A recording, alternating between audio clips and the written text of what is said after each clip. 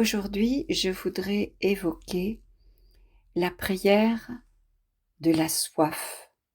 J'aurais pu dire la prière de l'assoiffé. En partant d'un passage qui se trouve dans le livre des Juges, au chapitre 15, versets 14 à 19, et qui concerne un personnage de l'Ancien Testament dont je pense à peu près tout le monde a dû entendre parler, même s'il n'a pas lu la Bible. Il s'agit de Samson. Je vous lis le passage. Comme Samson arrivait à Léhi et que les Philistins, qui sont les ennemis à ce moment-là des Hébreux, accouraient à sa rencontre avec des cris de triomphe, l'Esprit de l'Éternel fondit sur Samson. Les cordes qu'il avait sur les bras furent comme des fils de lin brûlés au feu et les liens se dénouèrent de ses mains. Trouvant une mâchoire d'âne encore fraîche, il étendit la main, la ramassa, et avec elle il abattit 1000 hommes. Samson dit alors, « Avec une mâchoire d'âne, je les ai mis en tas. Avec une mâchoire d'âne, j'ai battu 1000 hommes. » Quand il eut fini de parler, il jeta loin de lui la mâchoire. C'est pourquoi on a donné à cet endroit le nom de Ramath-Léhi.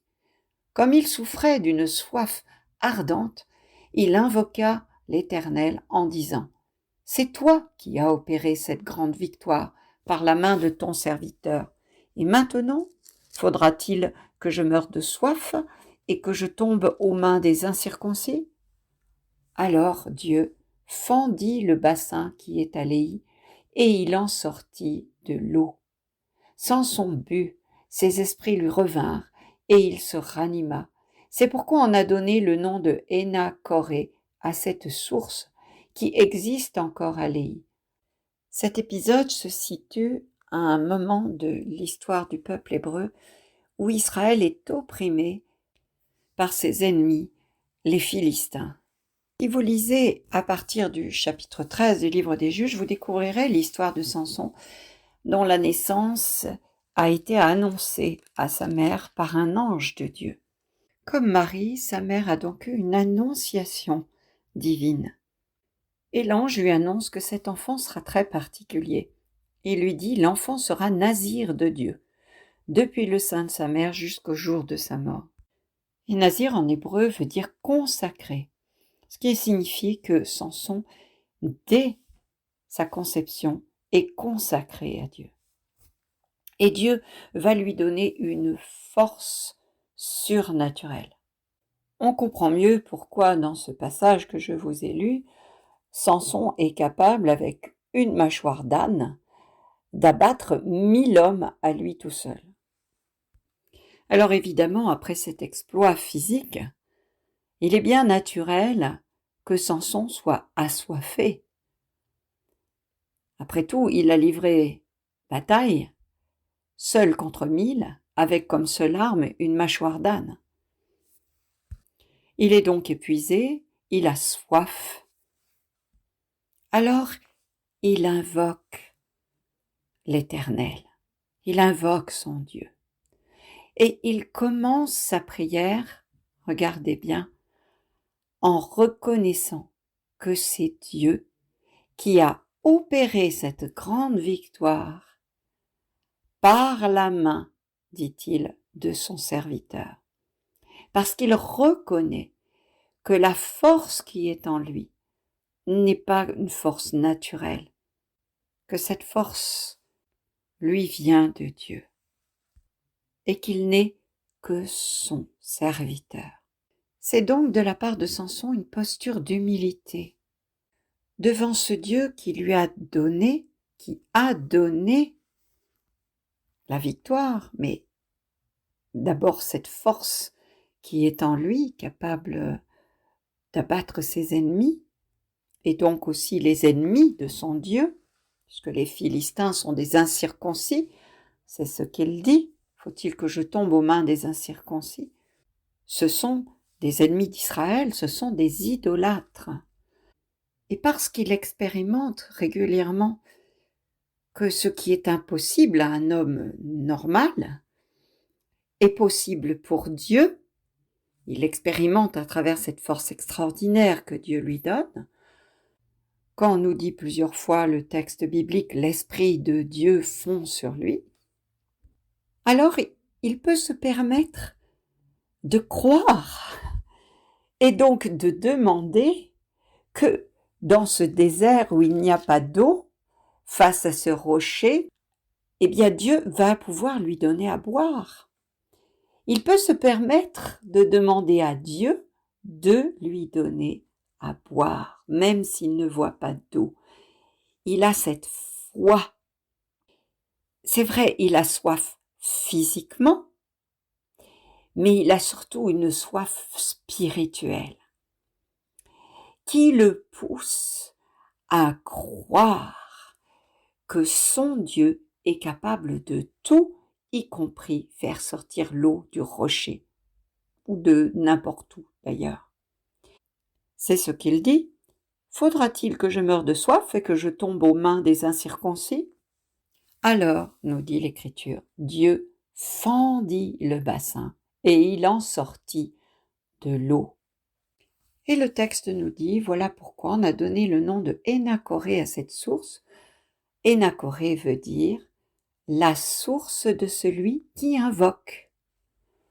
Et vous voyez que Dieu ne s'est pas contenté de faire jaillir un petit peu d'eau juste pour satisfaire ce besoin de boire de Samson. Et puis ensuite, la source se serait tarie, tout simplement. Il aurait répondu aux besoins immédiats de Samson. Non, Dieu fait toujours plus. Dieu fait toujours dans l'abondance. Dieu donne généreusement. La prière d'un seul, la prière de celui qui croit, obtient beaucoup, obtient largement, obtient infiniment, puisqu'on peut se dire qu'une source va abreuver, c'est ce que le texte nous dit, cette source existe encore. Ça veut dire que cette source a abreuvé des centaines, peut-être des milliers de personnes qui seront passées par là. Cette source est maintenant bien connue, nous dit le texte, elle porte un nom, la source de celui qui invoque. Là où Dieu répond à ta soif. Une prière faite avec foi ouvre des fleuves d'eau vive. Et il n'y a pas de fleuve sans source. Sûrement, comme moi, vous faites le lien avec la passion du Christ, ce j'ai soif de Jésus sur la croix, tel que le texte de l'apôtre Jean nous le relate, c'est en Jean 19, verset 28. Après quoi, sachant que désormais tout était achevé, pour que l'écriture fût parfaitement accomplie, Jésus dit « J'ai soif ». En disant ce « j'ai soif » juste avant de mourir, Jésus exprimait certainement une soif physique, bien sûr, mais surtout cette soif spirituelle de l'homme qui a soif de son Dieu, tel que le psaume 42 nous le dit par exemple. Comme un cerf altéré cherche l'eau vive, ainsi mon âme te cherche, toi mon Dieu. Mon âme a soif de Dieu, le Dieu vivant. Ou encore le psaume 63, verset 2, je te cherche, mon âme a soif de toi. Alors Jésus certainement exprime cette soif spirituelle de l'homme en lui qui a soif de Dieu, mais aussi la soif de Dieu, puisque Jésus est aussi Dieu, qui a soif, que nous ayons soif de lui. C'est ce que dit un père de l'Église au IVe siècle, Grégoire de Nazianze. Il dit que Dieu a soif, que l'on ait soif de lui. Alors parfois, dans notre vie, Dieu permet que nous ayons des traversées du désert, comme on dit. Voici ce que dit le prophète Osée au chapitre 2, verset 14. C'est pourquoi voici, je veux l'attirer et la conduire au désert, donc le lieu de la soif, et je parlerai à son cœur. Et bien sûr, il parle de l'âme, de notre âme. C'est elle qu'il veut attirer au désert. Et lorsque nous traversons une épreuve, donc un temps de désert dans notre vie, un temps peut-être où Dieu nous paraît lointain, où nous ne comprenons rien à ce qui nous arrive, nous avons perdu nos repères, parce que dans le désert, il n'y en a pas de repères, parce que notre vie n'a plus de sens, nous semble-t-il. C'est un temps de désert pour notre âme. C'est un temps où tous nos repères habituels s'effondrent, laissant la place à un vide de sens.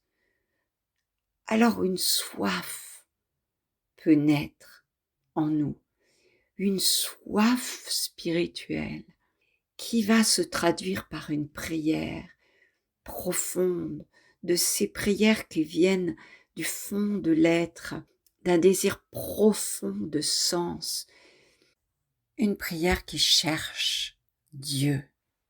La source d'Énacoré, donc la source de celui qui invoque, que Dieu fait jaillir du rocher en réponse à la prière de Samson, nous manifeste que Dieu est capable de faire jaillir l'eau du rocher le plus dur, c'est-à-dire que concrètement pour nous, aucune situation n'est trop dure pour notre Dieu, trop inextricable, rien ne lui est impossible.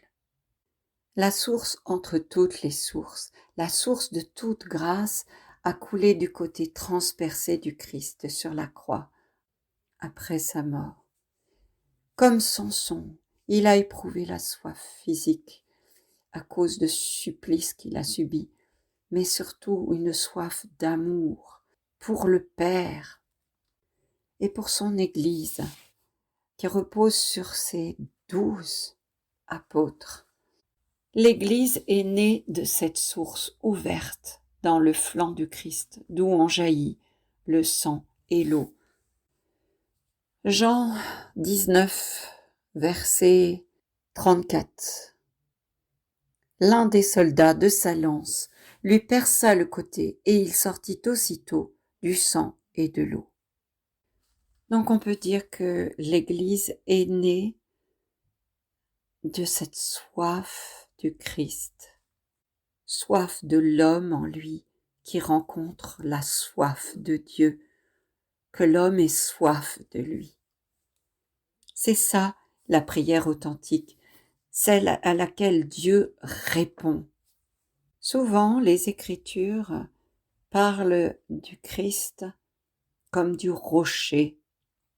Et il y a d'autres exemples, dans l'Ancien Testament en particulier, de rochers qui s'ouvrent pour laisser jaillir de l'eau.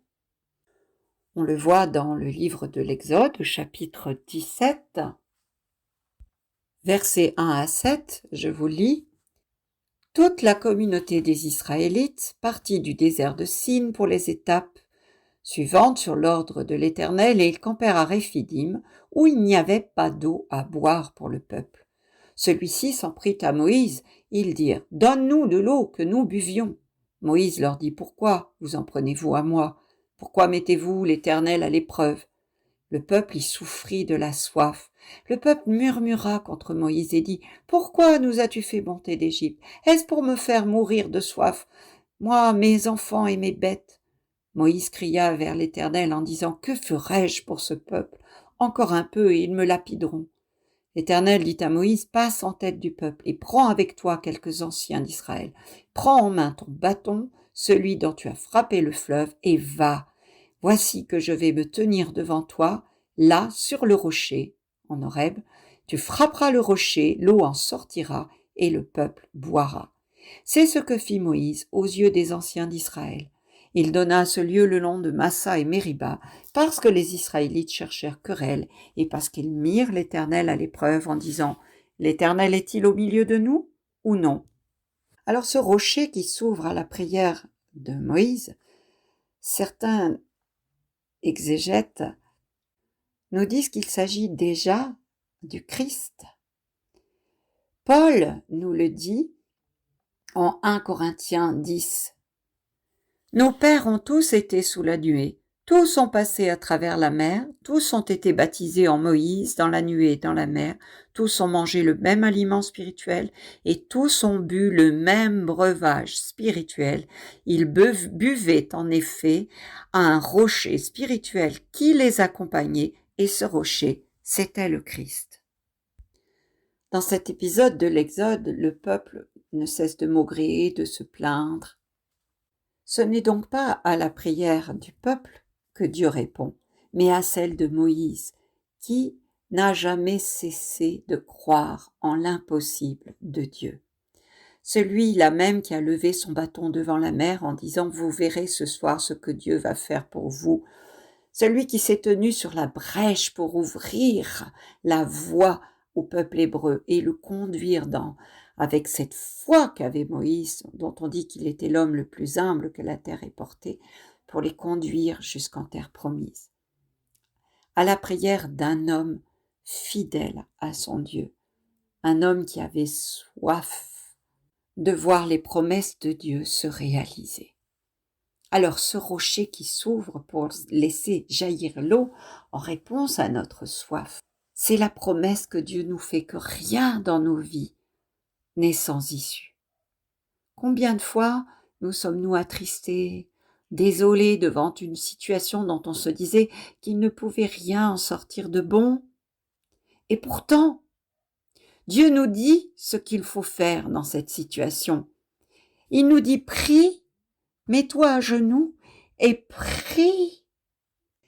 Déclare sur cette situation ma puissance de vie qui peut fendre le rocher le plus dur. Voici ce que dit Jérémie, le prophète, au chapitre 33. « Invoque-moi, et je te répondrai. Voici, je lui donnerai la guérison et la santé, je les guérirai, et je leur ouvrirai une source abondante de paix et de fidélité. » Il me vient à l'esprit un petit souvenir personnel, c'était il y a quelques années, le jour de la fête de la transfiguration du Seigneur. J'étais assise sur un banc, sur une place, devant une église, au soleil. C'était une belle journée. Et je me souviens avoir regardé devant moi, sur le sol, et mon regard a été attiré par une petite fleur jaune, qui bizarrement avait poussé là, entre deux plaques de béton. La seule plante sur cette immense place bétonnée, sur cette grande étendue, complètement stérile. La force de la vie, de la nature, nous surprend parfois comme ça. Isaïe, le prophète, a écrit au chapitre 35, versets 1 et 2, « Le désert et la terre de la soif, qu'ils se réjouissent. Le pays aride, qu'il exulte et fleurisse comme la rose, qu'il se couvre de fleurs des champs, qu'il exulte et crie de joie. La gloire du Liban lui est donnée, la splendeur du Carmel et du Saron. On verra la gloire du Seigneur, la splendeur de notre Dieu. » Et ce que dit Isaïe, ce qu'il décrit, c'est une réalité qu'on peut voir parfois dans le désert. Il suffit d'une pluie. Après des mois sans aucune goutte d'eau, dans un désert complètement sec, une pluie. On ignore quelles semences sont restées cachées dans le sable et les rochers, quelles semences attendent seulement d'être arrosées pour germer, se développer et fleurir en quelques heures seulement. Là où on pensait qu'il n'y avait rien. Une semence, en effet, peut rester très longtemps inactive parmi les grains de sable. Mais dès que l'eau tombe du ciel, une pluie, alors elle s'active pour produire la vie, ce pourquoi elle est faite. On peut dire que elle n'attendait que ce déclencheur pour se réveiller d'un long sommeil, d'une très longue dormance. Je ne sais plus quel sage a dit que le croyant doit tenir sa connaissance de Dieu de 2 livres seulement, la Bible et la nature. Et bien souvent, les prophètes de l'Ancien Testament évoquent la nature pour nous faire comprendre les mystères de Dieu et nous permettre de croire en sa puissance de vie. Écoutons ce que dit Isaïe au chapitre 55, versets 10 et 11. Comme la pluie et la neige descendent des cieux et n'y retournent pas sans avoir arrosé, fécondé la terre et fait germer les plantes, sans avoir donné de la semence au semeur et du pain à celui qui mange. Ainsi en est-il de ma parole qui sort de ma bouche. Elle ne retourne point à moi sans effet, sans avoir exécuté ma volonté et accompli mes desseins. Et Jésus nous dit en Jean 7, 37, 38, « Si quelqu'un a soif, qu'il vienne à moi et qu'il boive, celui qui croit en moi. Des fleuves d'eau vive couleront de son sein, comme dit l'Écriture. » Et il parlait de l'Esprit Saint. La prière de soif véritable, celle qui cherche vraiment Dieu. Cette prière-là, Dieu y répond toujours. Contrairement à la prière du peuple hébreu dans le désert qui ne faisait que maugréer, cette prière de mécontentement, où l'on se plaint à Dieu de ce que l'on n'a pas, de ce que l'on voudrait. Cette prière-là est stérile. C'est la soif d'un moment. Cette eau que la Samaritaine est venue puiser au puits et dont Jésus dit « L'eau que je veux te donner, moi, tu n'auras plus jamais besoin de venir puiser, parce que cette eau-là ne s'épuise pas. » C'est celle qui répond à ta soif d'amour, de vie véritable, de vie divine. Alors, je vais prendre un exemple tout bête, un exemple du jardin. Je me souviens qu'une année, alors qu'on était partis en vacances, ma fille voulant bien faire, qui j'avais dit d'arroser mes plantes, mes fleurs, a arrosé tous les jours. Résultat, lorsque je suis rentrée, eh bien, toutes mes fleurs étaient en train de pourrir. Si on arrose une plante qui n'a pas soif, on la fait pourrir. Mais par contre, si vous l'arrosez au bon moment, quand la terre tout autour du pied est prête à absorber l'eau, que la plante en a vraiment besoin, elle a soif, elle attend cette eau. Alors, cette eau va lui permettre de prospérer. La plante va grandir, va se fortifier et elle va fleurir pour se multiplier, de sorte que cette plante ne sera plus jamais seule, mais va devenir un massif au milieu de votre jardin, où il sera désormais impossible de distinguer la plante mère, celle que vous aviez plantée en premier. On pourrait dire que c'est une parabole pour parler de l'Église. La soif des apôtres à la Pentecôte, qui attendaient ce que Jésus avait promis, cette soif des apôtres de la Pentecôte, a ouvert les vannes de Dieu, de sorte que l'Église a grandi jusqu'à atteindre toutes les nations. Je vous l'ai dit tout à l'heure, Samson se reconnaît comme le simple serviteur de Dieu. Il l'invoque en tant que tel, pour que Dieu lui donne ce dont il a besoin pour continuer sa mission, qui est de chasser les ennemis d'Israël, donc les ennemis de Dieu. L'apôtre Jacques nous dit au chapitre 5, versets 16 et 17, « La supplication du juste agit avec beaucoup de puissance. Le prophète Élie n'était qu'un homme pareil à nous. Pourtant, lorsqu'il a prié avec insistance pour qu'il ne pleuve pas, il n'est pas tombé de pluie sur la terre pendant 3 ans et demi. Puis il a prié de nouveau, et le ciel a donné la pluie, et la terre a fait germer son fruit. » Que l'Esprit Saint inspire nos prières pour que nous ayons soif de voir les promesses de Dieu se réaliser dans nos vies. Merci pour votre écoute. Que Dieu vous bénisse.